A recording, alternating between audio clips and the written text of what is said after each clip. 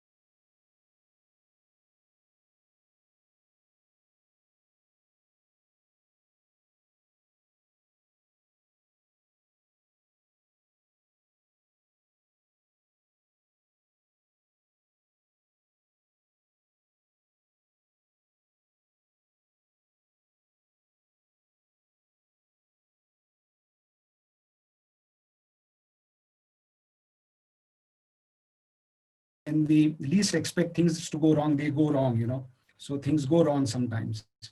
So again, I mean, once again, thank you all for joining, and sorry for this disconnect. So we have with us John Davies, who leads the Marsh Global Analytics team entire worldwide for Marsh India, and he has about more than. So thank you, John, for joining today with us. We have selected this topic for today is, see, if you look at today's market, the other end of it, the capacities are drastically reducing in the markets. So we thought that, just introducing this to you as a subject may possibly help us taking an informed decision in terms of what is the optimal cost of risk or the economic cost of risk we are looking at.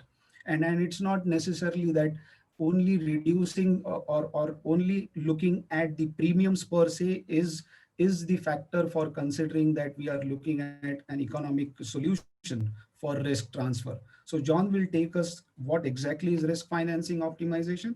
And going forward, I request you that if you have any questions, you can put down those questions in the Q&A tab, and we would pick up those questions in the question answer sessions. Alternately, if you want to raise your hand and your voice be heard, we can do that. So please participate, and we hope that the questions are asked and this session is made really interesting. Going forward and really going into the subject, let's have the poll question. The question reads as, which risk management techniques does your organization use to assess or model future risks? Analytics, claims-based reviews, dynamic risk maps, scenario planning or war games, or we don't access model engineering risks? Please participate into this so that we get the correct feel of it. So I think the numbers have, yeah, they are still changing. So I think they have stabilized. Now we have roughly about 14% who say they do use analytics, but majorly in terms of 63%, they are saying that they use claims-based reviews. So I think after this session, probably you would have a different approach altogether. Let's hope for that.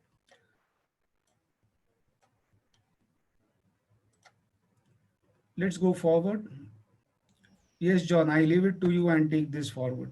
Thank you. Thank you, Nikhil, and good afternoon, everybody. Appreciate your time to listen to the webinar. So clearly we're all facing challenges at this time, and this is manifesting itself in our world, the insurance world, with clients, a lot of clients asking us these three questions. The first is, our risk appetite is reduced. So, I'm unable to withstand any more surprises in the business.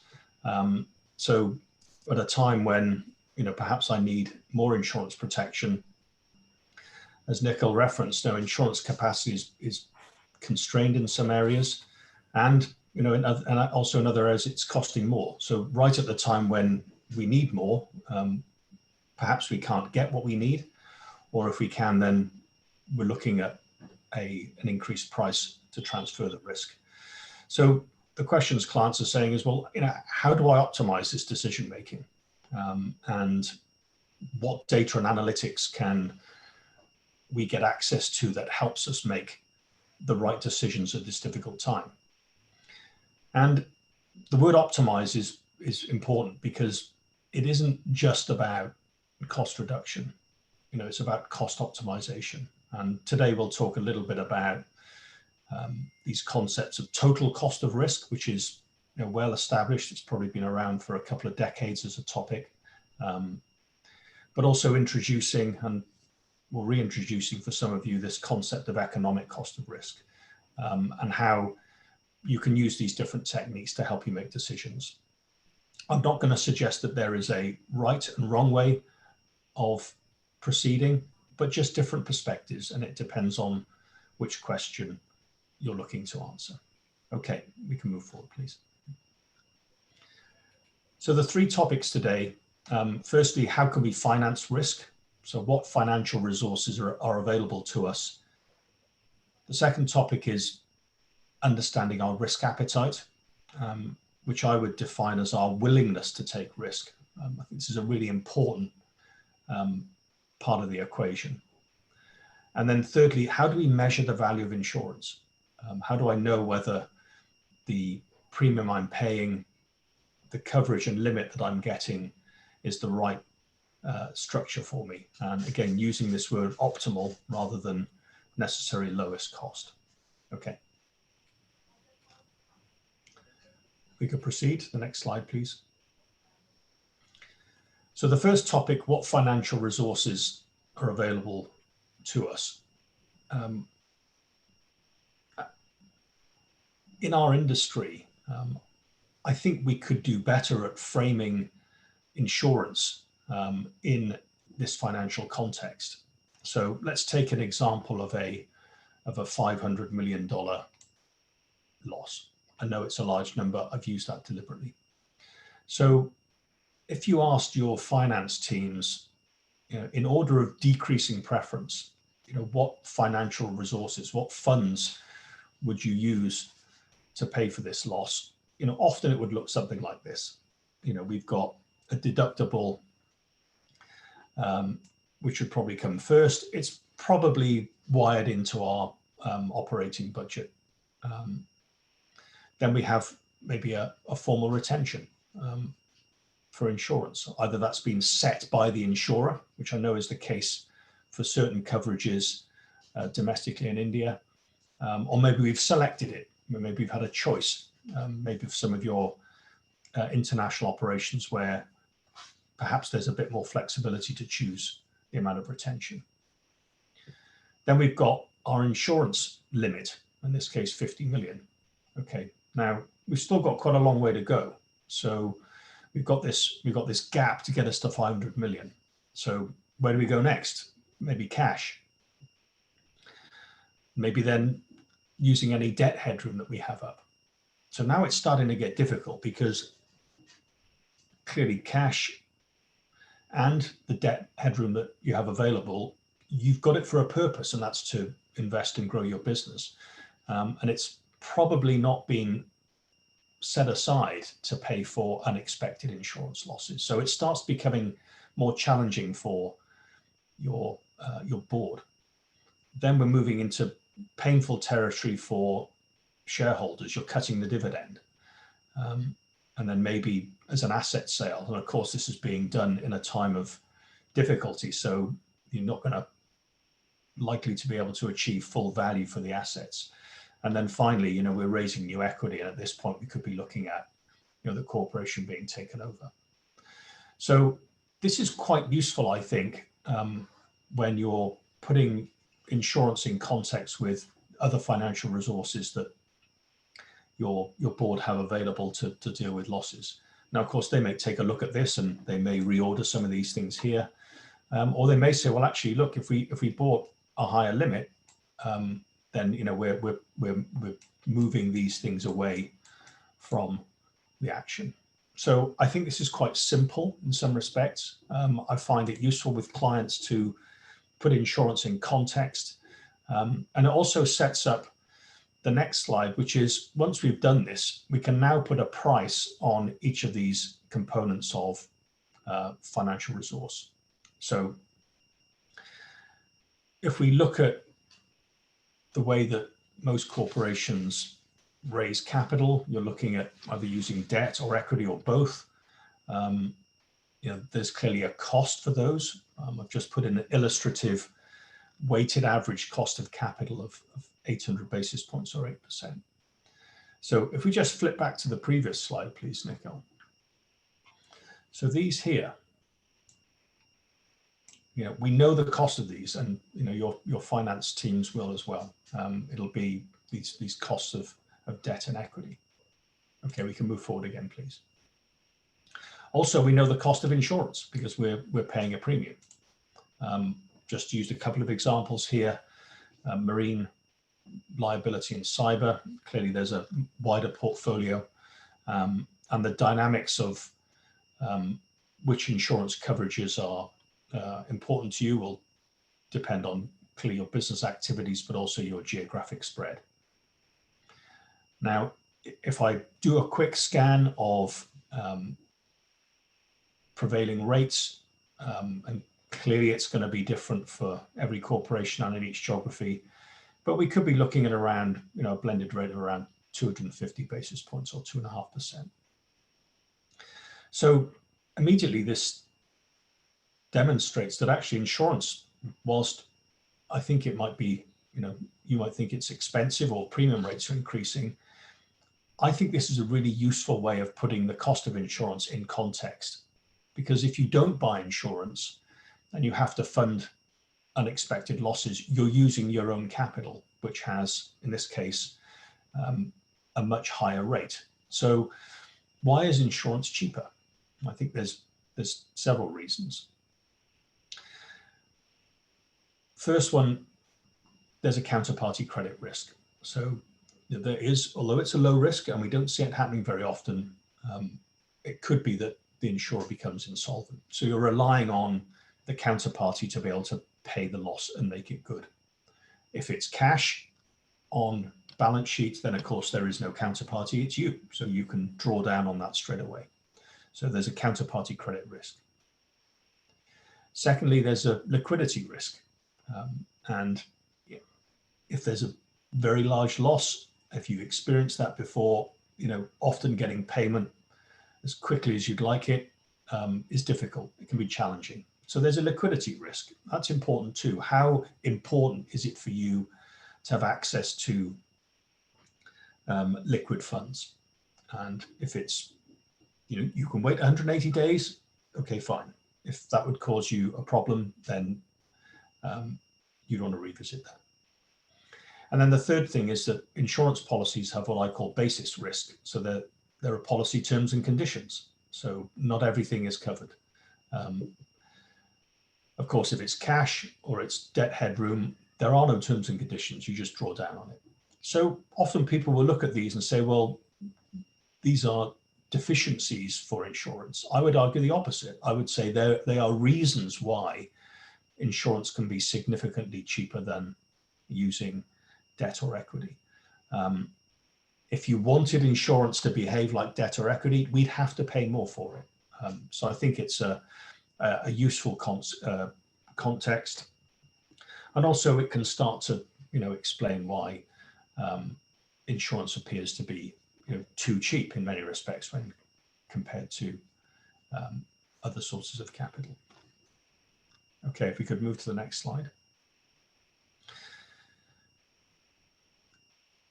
I think this is a topic that is often made more complicated than it needs to be. People will interchange the phrase risk tolerance, risk appetite, risk-bearing capacity. They'll use those phrases interchangeably. They'll maybe not have a consistent definition. I don't mind what the definition is. We're not here to say that this is right and this is wrong, but I find this description quite useful, particularly when we're putting a conversation around retaining insurance risk to finance groups. So I'll suggest that risk tolerance is our ability to withstand risk. So how much could we take before we were in serious financial difficulty? So if you think back to my waterfall chart, we had these ordered sources of funds. I would say risk tolerance is getting to the right-hand side of that chart. I think what's much more useful when we're making decisions about insurance structures is to understand risk appetite, which is our willingness to take risk. And I think there are two dynamics here. Firstly, we have on-strategy risks that the business is faced by. So what risks are you actually in business to take? It's if you're manufacturing, you're developing new products, you're moving into new markets, you're managing supply chains, you're managing labor force. And these are dynamics that, the leadership of the corporation are adept in managing. That's what you're in business to do. With on-strategy risks like that, there's upside potential. That's why you're in business. There's also break even and downside. If you get something wrong, if a product doesn't launch as expected, if the customer take-up isn't there, or maybe you have a problem in a geography. So that's on-strategy risk. Off-strategy risks are those risks that the business is faced by, but you're not willingly taking them. Things like a warehouse fire, or employee injury, or auto damage, or a ship sinking.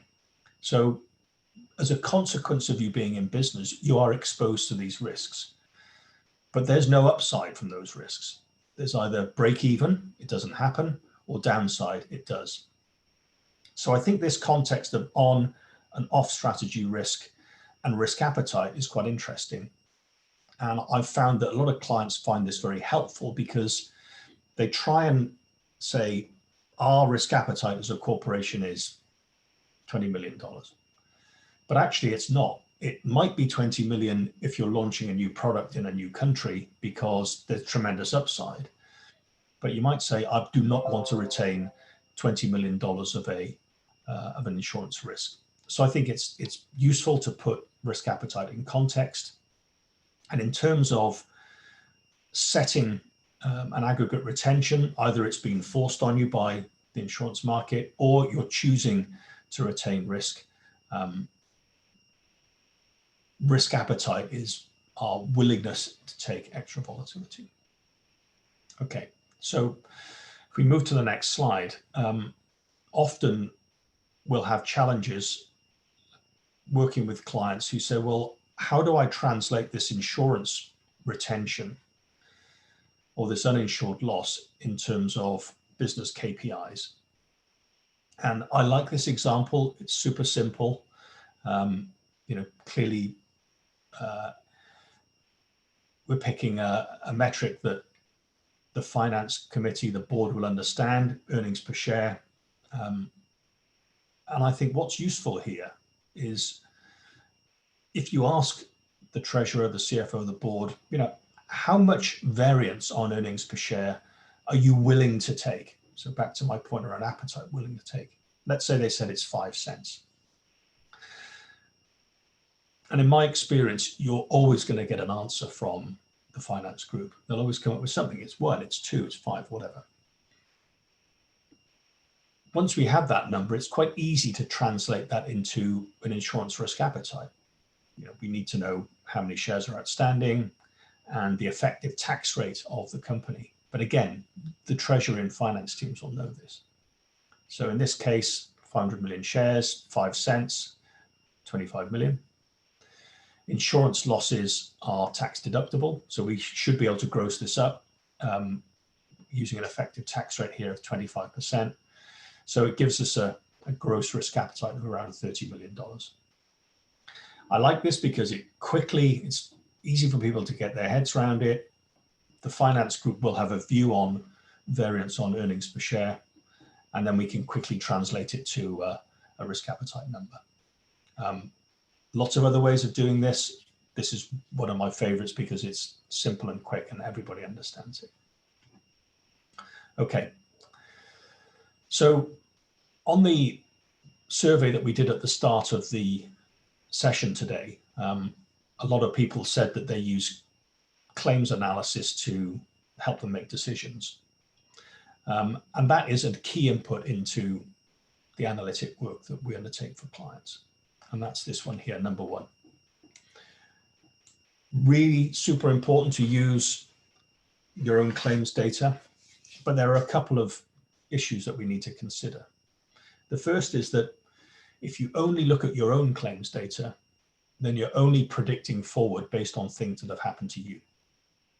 And we think it's useful to use other data sets. And, shamelessly we'll plug that Marsh has billions of dollars of claims data collected over many years from many clients across the globe. So what we can do is slice that data by industry and by geography.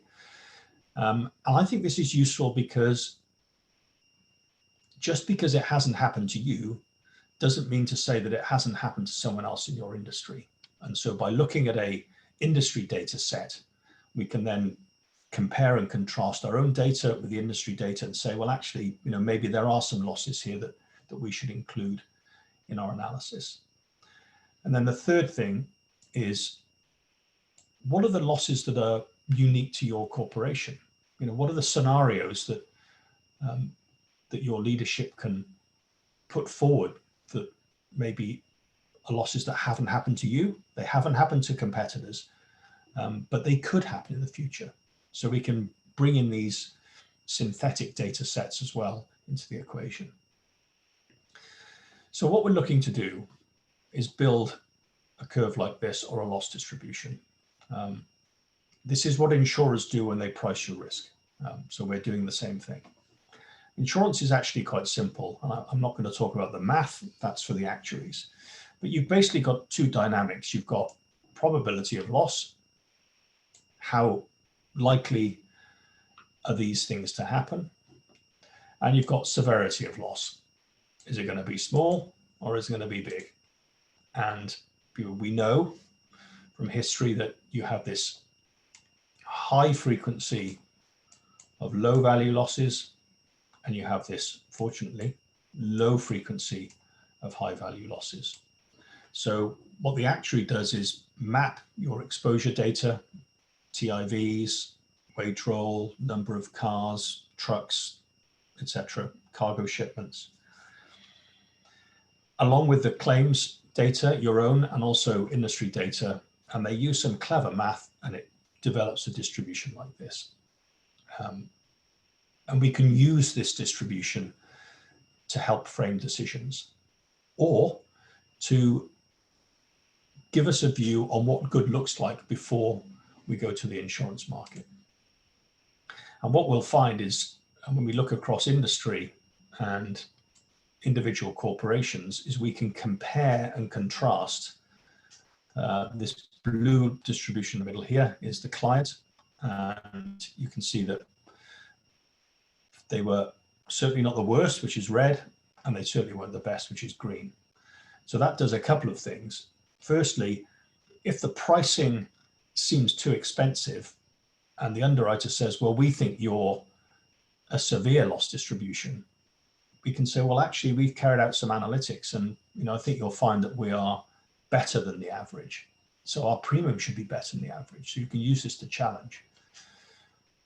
The other thing is that you can make decisions about where to focus your risk management effort. So, if you're a dark blue and you wanted to get yourself to a green, which is a mild, low volatility distribution, then what we can do is work to say, well, what things do we need to do to reduce either probability of losses happening, and if they do happen, the severity. So continuity planning, resilience, etc. So you can use the outputs to shape not only decisions about the insurance structure, we can use it to challenge underwriting decisions, but also we can use it as a platform for setting our risk management efforts for the future.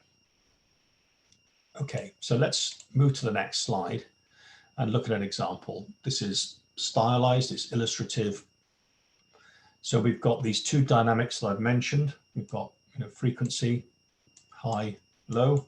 We've got severity, high, low. So the distribution's been run. And in this example, we're predicting that without insurance, we're going to have $1 million of losses 1 in 2 years. Here, 1 in 200 years, we're predicting $50 million of losses. And then you can see 1 in 1,000 years, we've got this large $500 million loss that I had on my waterfall chart at the beginning. So why is this useful? I think there are 3 things. One, we now understand the potential volatility of the risk. So we can put this in context with, do we need to buy insurance at all? Where is our risk appetite in relation to this potential volatility? And we can frame it in nice, simple phrases that non-insurance folks can understand. We'd expect $5 million of claims every 4 years. We'd expect $25 million of claims every 100 years. Now, of course, what we can't tell you is when that 100-year event will happen. It could happen next year, or it could happen in 99 years' time. And that's an important factor when we're thinking about risk appetite as well. But you could look at this and say, you know what, we're happy to run that risk ourselves on our balance sheet, and we won't bother buying insurance.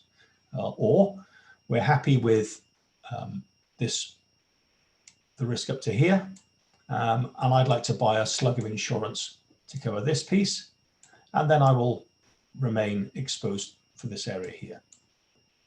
Now, of course, a key factor in that is not only going to be risk appetite, but it's also going to be pricing of these slugs of coverage, but also availability of capacity. And a good example, if you're in the US and have operations, we're finding the excess casualty market particularly challenging when we get to these higher limits. And some clients are either unable to get as much limit as they'd like or they've had in the past, or it's at a price that they don't consider to be competitive. So we're having to think of creative ways of filling this capacity. And that's not just a case in US excess casualty. We will all know examples of other lines of business and other geographies that are similarly challenged. Okay, if we can move to the next slide. So we've done two things now. We've understood our risk appetite. Whatever method we've used, it could be a lick of the finger, it could be a gut feel, it could be EPS, it could be an impact on cash. But let's say we've settled on a $5 million risk appetite. We've calculated our potential volatility of the risk, as we've just described. And we're saying that we're going to expect $3 million of losses. So if you were an underwriter and I came to you and I said, what's your price to provide coverage for this piece here, these $3 million of losses? You would say, well, hang on a minute. John's telling me that we're going to expect $3 million of losses on average. So my premium for that is going to be at least 3 million and probably more, because I'm going to have expenses, I'm going to have to pay claims. So maybe it's 3.2 million, maybe it's 4. So knowing this information is a good way of saying, well, actually, I'm certainly going to retain this green zone here, because it's extremely unlikely that I'm going to be able to transfer this portion of the risk at a level that is economically attractive. So I can start to make decisions about retention in this spot. So I understand my risk appetite. I've said it's 5. So I'm going to add my risk appetite to the annual average loss, which gets me to 8.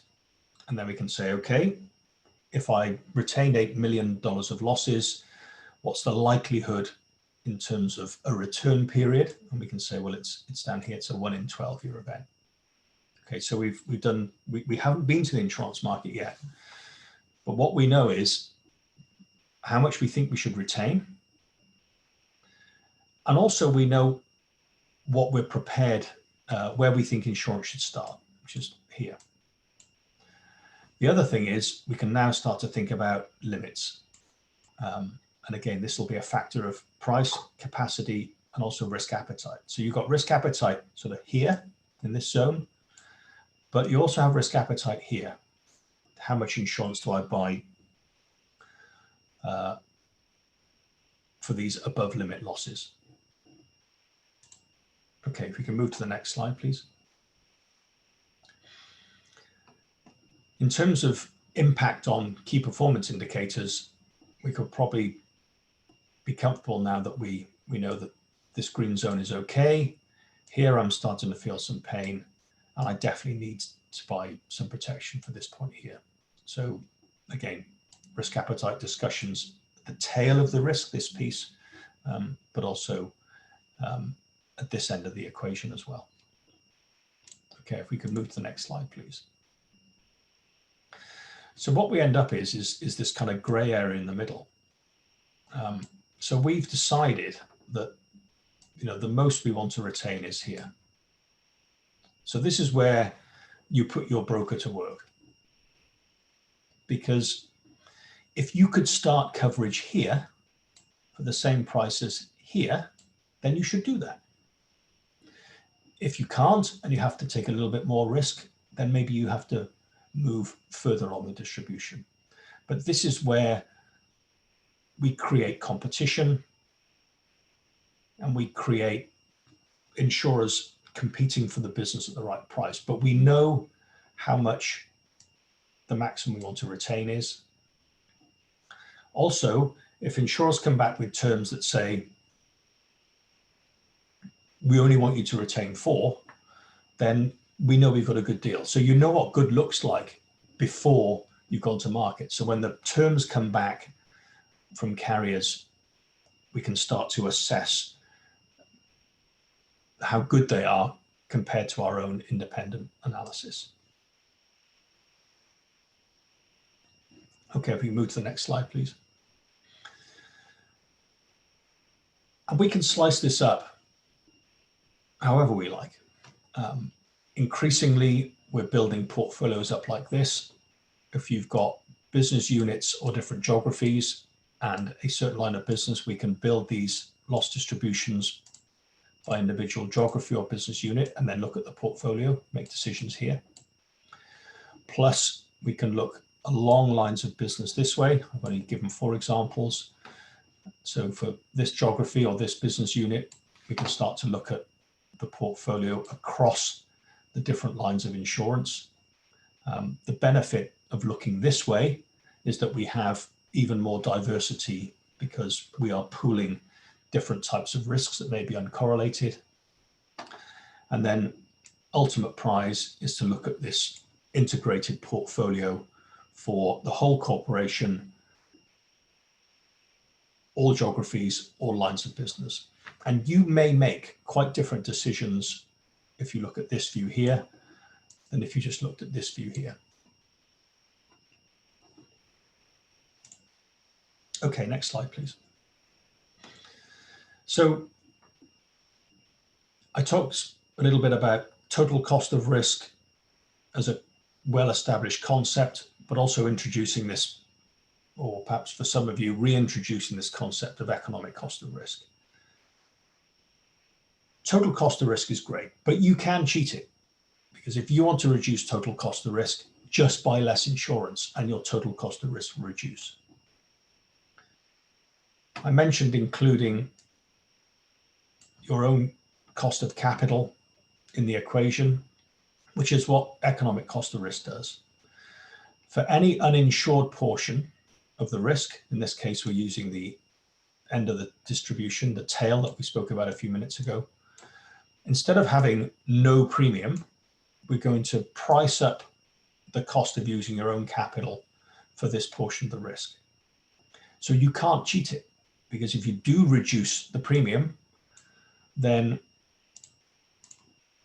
your implied risk charge, which is the calculation of this volatility and your cost of capital, will increase.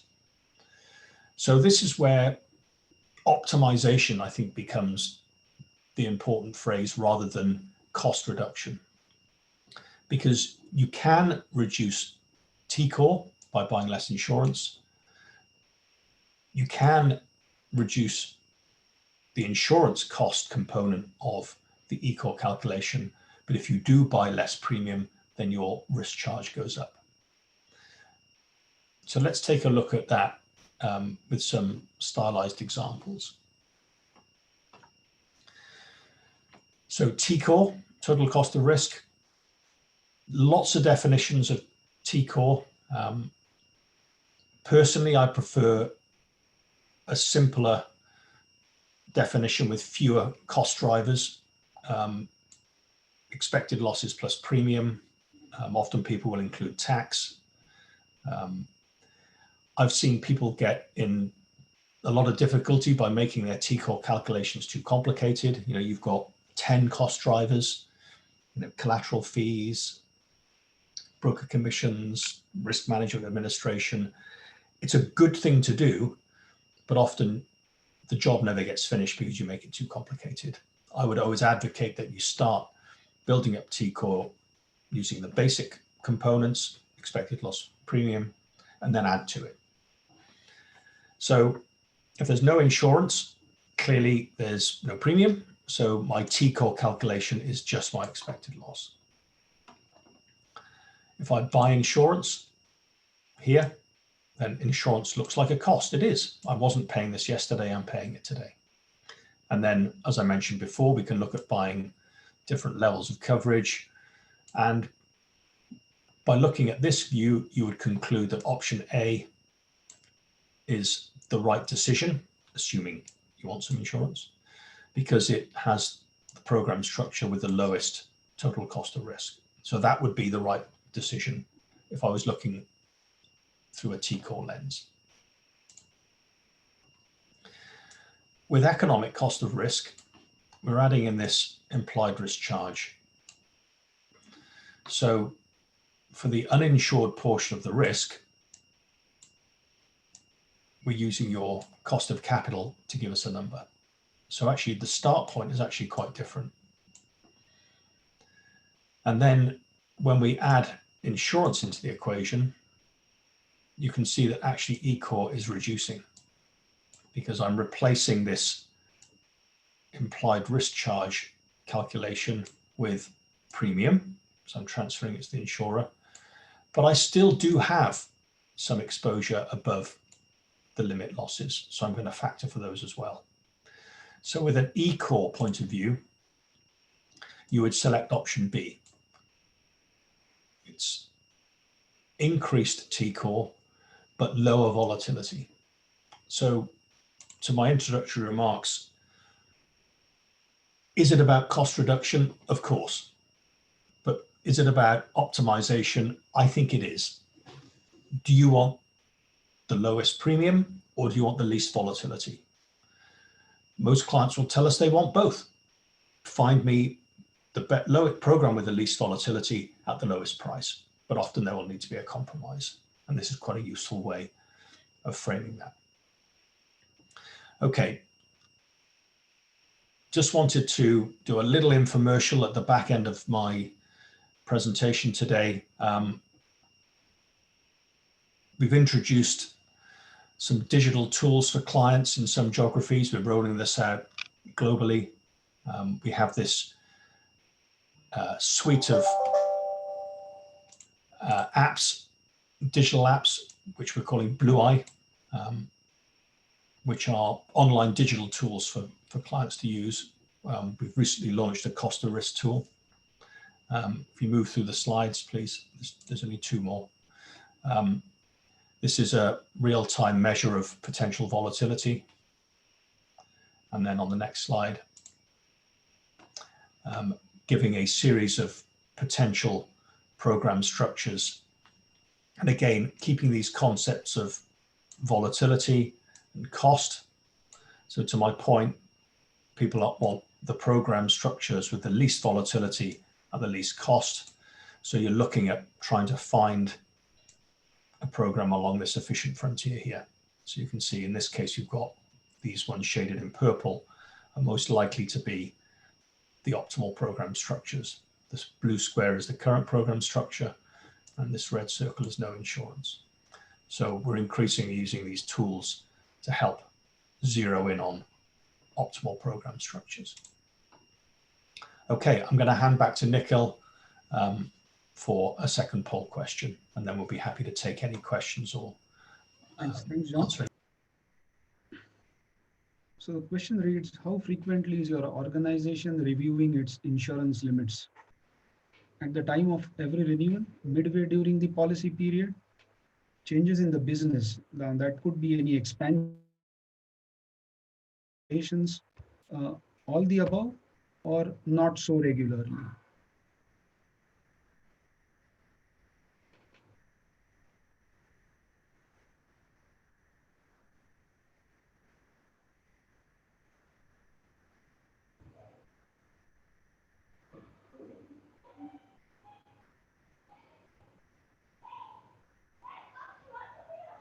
So what we are looking at, majorly around 64% are saying that they review the limits at the time of every renewal.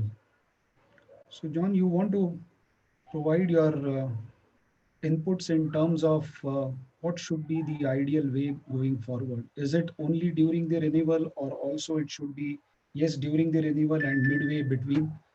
And if there are some changes in the operations, business, products? I would review. I think most people look at it at renewal because it's a kind of formal, um, structured time. Um, but I do think it's probably more important to look at it when there's business change. Um, it's an obvious thing to do if there's M&A. But remember, people are kind of buying and selling assets and businesses, um, more frequently perhaps than some sort of signature merger or acquisition. So I think business change, um, I wouldn't suggest a deep dive every quarter, but it should probably have a review, understanding changes in the business, um, particularly in areas that are not so obvious. So maybe things that are happening in parts of the world where you have um, either growing or developing operations. So Makes sense. certainly every renewal, but I think whenever there's a significant change, and a quarterly review would make sense to me. Sure, makes sense. Now, before we open this platform for Q&A, I'm just thinking from a pure Indian market perspective. Having gone through the way you have explained in your slides in terms of limits and flexible deductibles, uh, when it comes to property lines in India, it's not that flexible in the sense that the deductibles are fixed, and typically the underwriting decisions are not majorly on limit based, but they are TIV based. So, given that scenario and background and how the insurance market operates in India, how do you think if clients, prospects go through this study, how is it going to help them in buying the insurance going forward? That's a really good question. And I think the where you have ability to make decisions, clearly the application is obvious. Remember, what we're doing is mimicking the underwriting process. We're looking to understand the potential volatility, and the insurer and the reinsurer have to do that as well. They have a regulatory requirement to allocate capital to the risks that they underwrite. So they need to calculate that potential volatility for their portfolios of risk. So we're doing the same. Now, insurers will use their own data. And you remember from one of my previous slides, we had 3 data sources coming in: clients' own claims, industry data sets, and also scenario events. I would argue that our data set could provide greater insight than an individual insurer's data set, because they've only got their own data. We have data from multiple insurers, multiple clients, and multiple geographies. So it should be richer, and we should be able to extract better insights from those data sets. So even when the choice is taken away, there's still value here, because you can challenge the underwriter's pricing and structure and say, look, we think we're a lower volatility risk, as I showed on one of my previous slides. You're pricing us like we're a higher volatility risk. So it's another tool that you can use to negotiate a better outcome. Now, of course, there's an opposite to that. You may find that if you do the analysis yourself, that the underwriter's price is too cheap. I admit that that may not happen too often, but if you've done the analytics yourselves, then at least you'll know that you've got a deal that is appropriate. So I think it works both ways.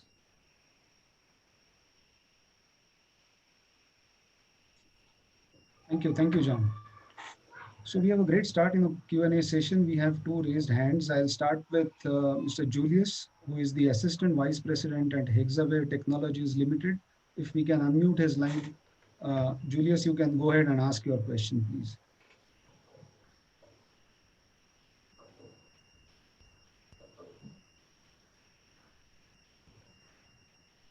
Julius, go ahead.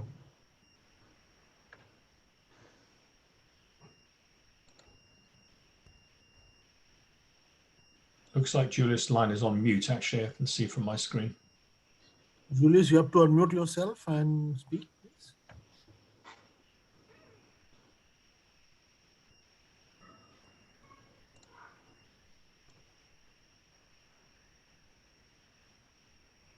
Julius, can you unmute your line, please?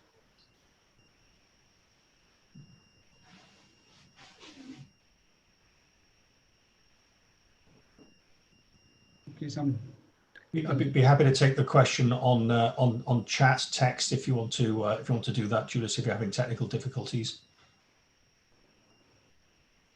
Sure. So I had there was a question saying, what are the components of implied charges, John?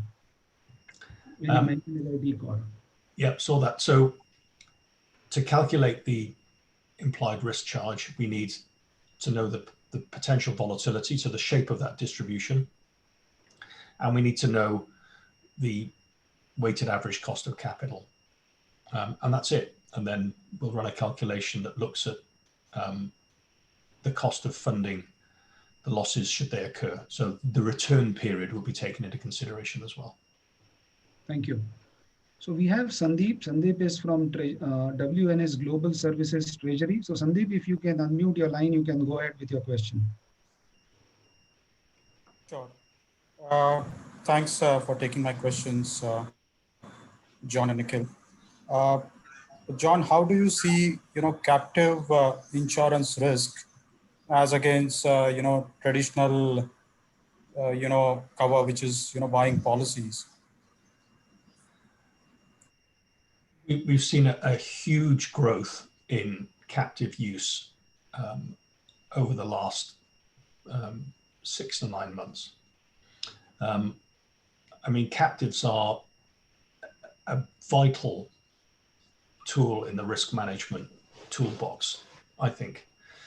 I think it's important to, we can use the analysis that we spoke about today to inform retaining risk. And then the next topic, which we consciously didn't cover today, is, okay, once we've made a decision to retain risk, and we've got an amount, in this case, the example I used was $8 million, then the next set of decisions is, how do I retain the risk? So do I do nothing and pay as you go if the losses happen? Do I create a formal balance sheet fund and ring fence funds? Or do I do something a bit more structured and a bit more formal, like a captive, and properly allocate capital, have the captive behave as a reinsurer to my program, build up reserves in the captive for future losses. So you've got this spectrum of formality. At one end, do nothing and pay the losses as they happen. At the other, have a formal, structured strategy around retention, which is likely to involve the use of a captive. Captives are attractive because they do have this formality, and you can't raid a captive for funds. They're regulated, but you could raid a balance sheet fund if it was put aside for losses and cash was needed. So some people, including finance teams, do like the notion of having something that's structured and formal. So it's a critical component, and we left off a captive section today purely for the reasons of time, but it's a great question because it is kind of the next chapter in this story is, okay, how do I then structure this in a more formal way? So it's a great question. Thank you. Thanks. Did that answer your question, by the way? Yeah, absolutely. Yeah. Okay, thank you. Thanks. So we have Nilesh. Nilesh from St. Gobain. Go ahead with your question.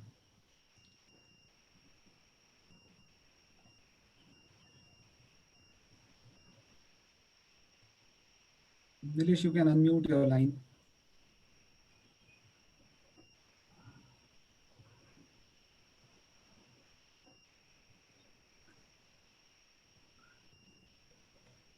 Some issue. We also have Mr. Gaurav Singh, if you can take his question.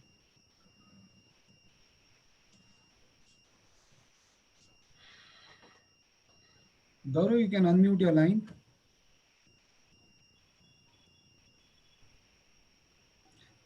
Niladri, I think we have some issues on unmuting. Oh, we have already unmuted. They have to unmute themselves.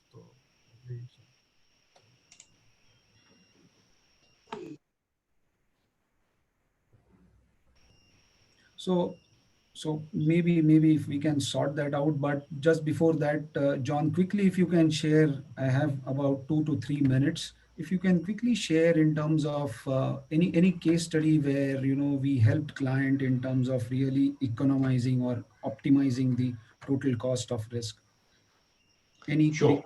input? Yeah, I mean, we carry out thousands of studies a year for clients, and for a variety of reasons. We are seeing a significant uptick in activity at the moment because of the challenges of the insurance market. So, describing exactly what I've said today, I've got these challenges faced, and how do I make the right decision when I've either got capacity that's not available, the pricing seems to have increased, or my risk appetite is reduced, all of these things. Where we see a significant benefit is often when companies come together, there's been a kind of merger, there's merger activity. We don't often find that there's anything wrong with existing programs when we do this. So we're not looking to check someone's homework here. It's about setting a strategy for the future. So, often the decisions that have been made in the past will have been made, with the data that was available. And I sort of see this as a strategic tool, really, which is, where is our corporation going in the future? What headwinds or tailwinds do we foresee? And therefore, what should our strategy be? So, dozens and dozens of examples of clients changing and their strategy and optimizing their cost and risk. I mentioned the increase in captive use over recent months, and that's informed by data analytics and the dynamic of market pricing. So some of my points earlier and yours at the intro, it isn't always about cost reduction. We have come away with examples where the client has spent more premium but significantly reduced volatility, and they saw that as the right outcome. That's not always the case. Often we'll be able to optimize programs by focusing where to buy insurance, and maybe if there's one line of business that has less volatility, we're happy to take a bit more risk and buy less insurance coverage. But actually, if there's an emerging risk where we have greater uncertainty, perhaps we redirect some of the premium savings from one line of business and invest them in another. And cyber is a good example of that. Great, thanks, John. And I see there are no questions left, and we are on 5:01. So let's wrap it up. Thank you, thanks once again to all who have joined this session, and be safe, stay safe. Thank you, John, and thank you, Thank you, everyone. Shri. Have a good evening. Bye-bye. Bye. thank you all.